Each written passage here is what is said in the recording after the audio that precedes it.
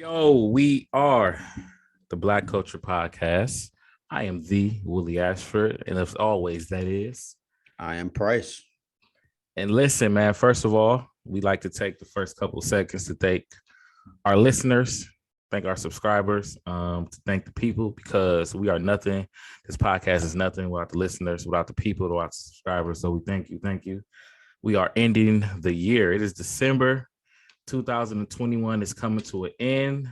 I don't know about you guys, before TBC, the Black Culture Podcast, it has been one hell of a year. It's been a blessed year. It's been a great year. The podcast is coming along strong. We are grateful. We are thankful, man. How you doing, my dog?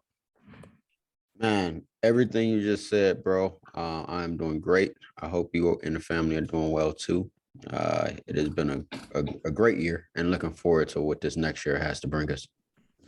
Absolutely, man. So listen, let's jump right in, dive right in, slide right in, whatever you want to call it. Let's get into it, man. Price, let's talk about culture, man.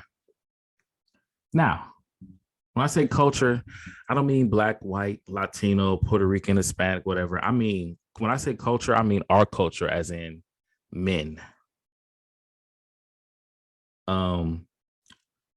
And if I could title this episode, I would title it "It's Okay to Ask for Help."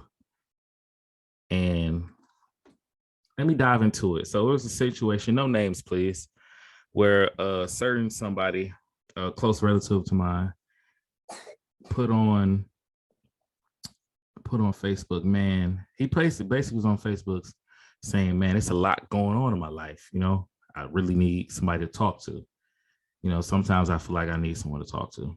And, like normal people, I started looking through the comments, look to what the response was, what people were saying. One of the first comments I seen was from a relative of his, and it was like, why seek counseling when God is the only counselor you need? And me being like so aware of mental health and how serious it is, definitely in our culture as men, it really rubbed me the wrong way. Like, it really rubbed me the wrong way. And I kind of wanted to come on here and talk about it because the person that said that, of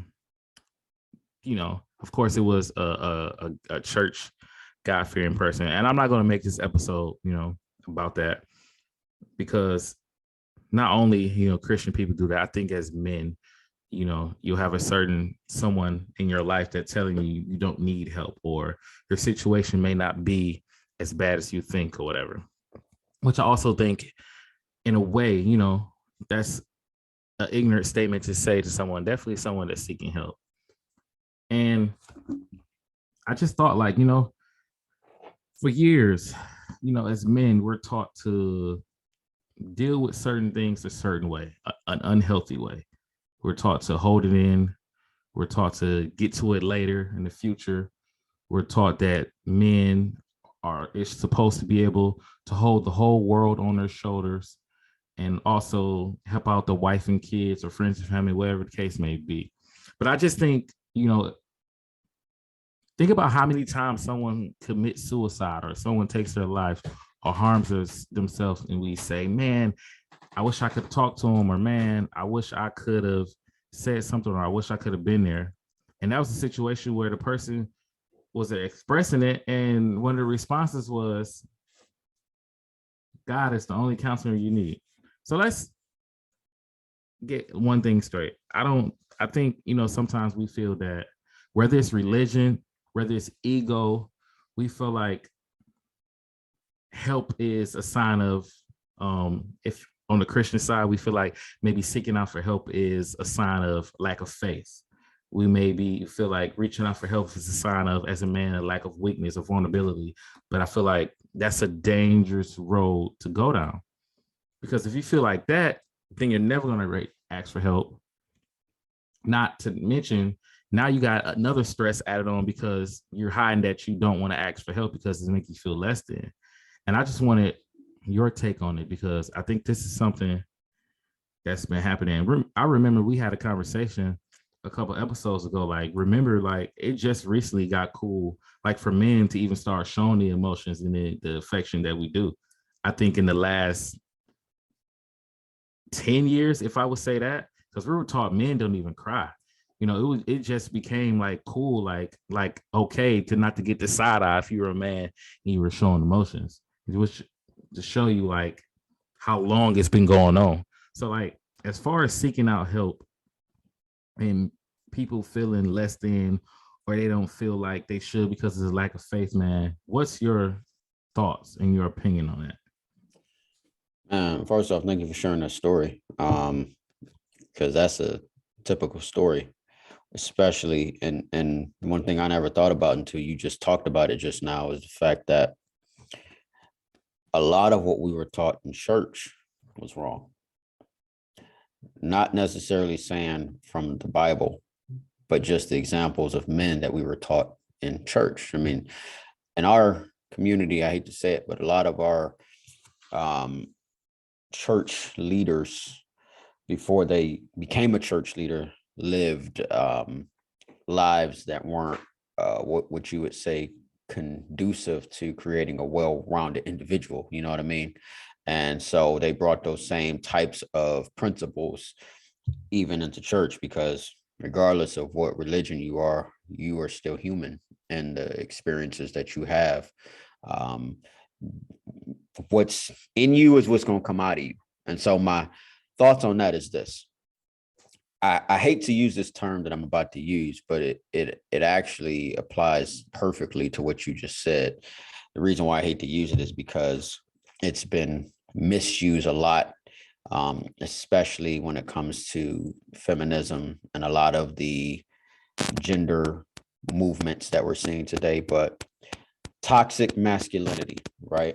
Which the actual definition of that is traditional cultural norms that's harmful to men, women, and society as a whole.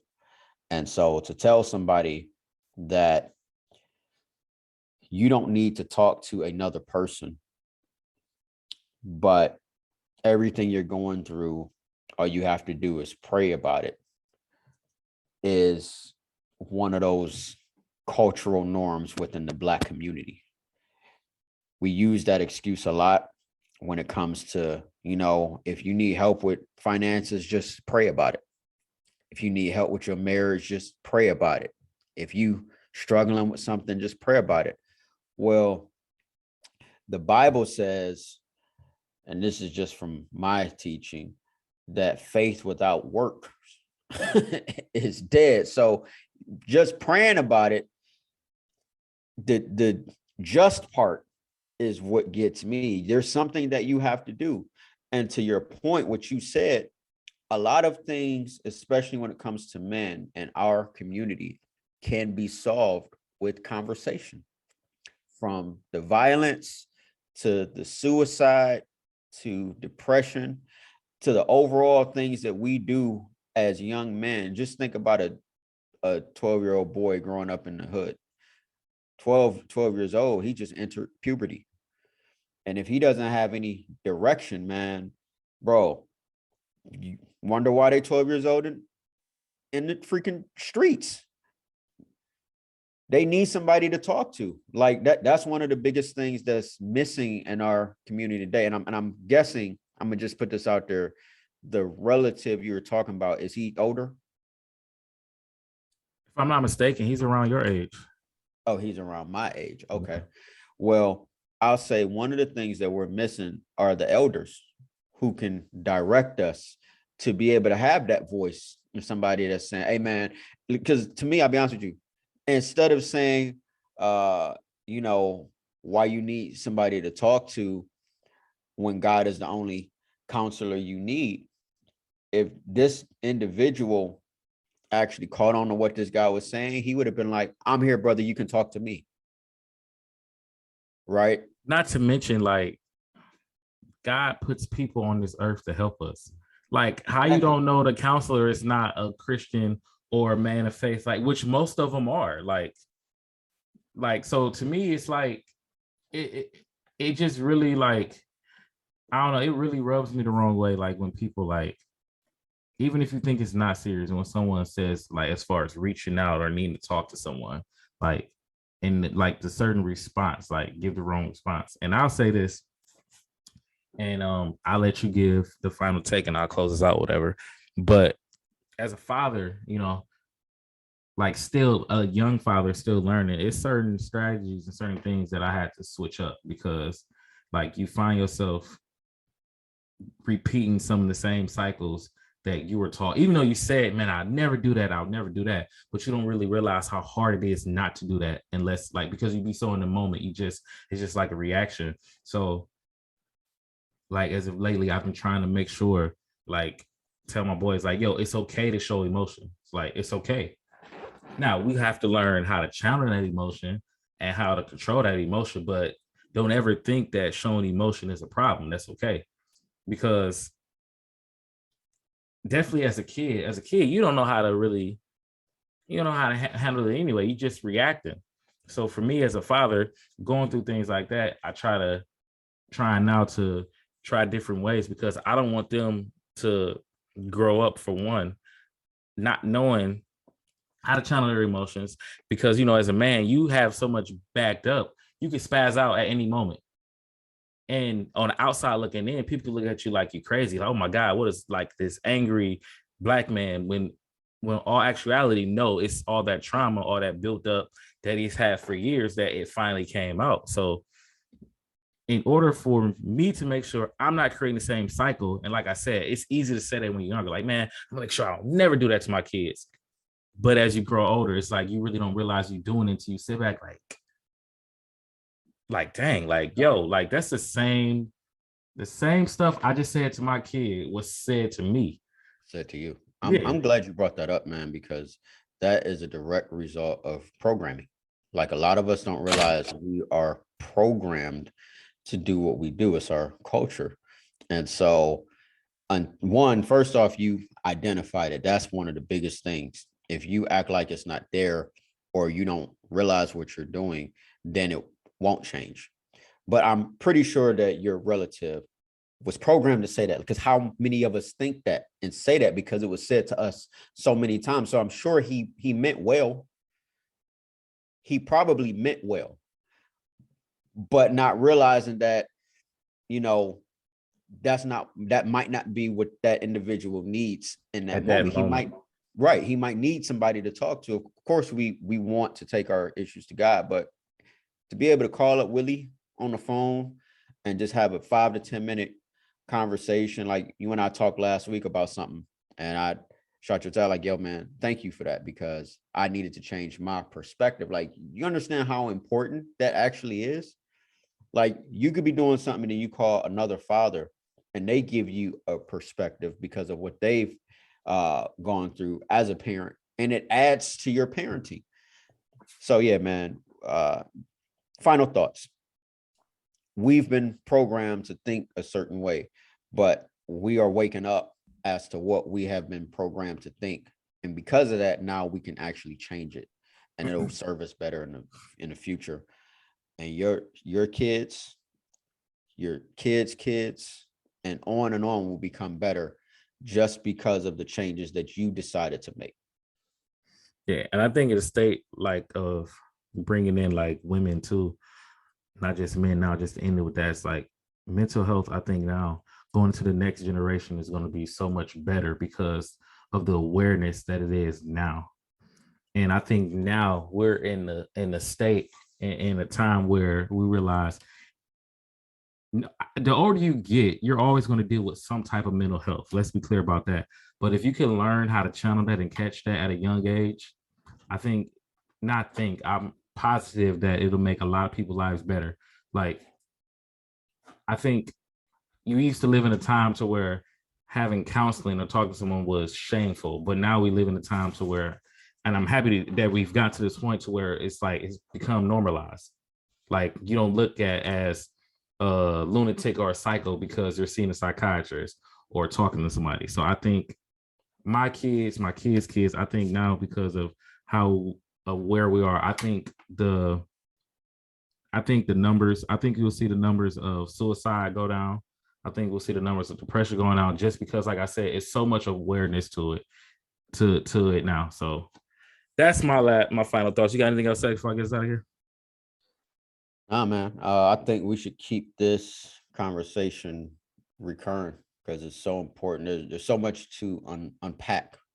We talking about hundreds of years of trauma in our community. I'm not even talking about others. I'm just talking about ours. Hundreds of years of trauma that we never had an opportunity to deal with, and that shows up in almost every aspect of our lives. So, thanks for bringing this up. That's something that I never thought about. But yeah, there's a lot of things that need to be addressed as far as the way we deal with our problems. Yes, we want to take it to God, but at the same time, God gave us each other, and He gave each other. I mean, the thing when you text that to me too, and this is my final thought, is that it literally says there's safety in a multitude of counselors. It literally says that there's safety in a multitude of counselors. That's in, I think, the book of Proverbs. So yeah, man. First off, thank you guys for watching. We couldn't do this without you. It's been a fantastic year. Thank you for all your support. Thank you for all the comments, the shares, the likes, the subscribes. And if you haven't already, be sure to subscribe to the podcast on Apple, Google, Spotify, and iHeart. And click that subscribe button on YouTube as well. Follow us on Facebook, Instagram, Twitter, LinkedIn. I think we revamping our TikTok, right, Willie? So Yeah. So give us a little bit on that. You got anything else, sir? No, sir, I'm done. All right. Well, it's been another episode of the Black Culture Podcast. Short and sweet, but to the point. And we thank you guys in advance. It's the Black Culture Podcast. Peace.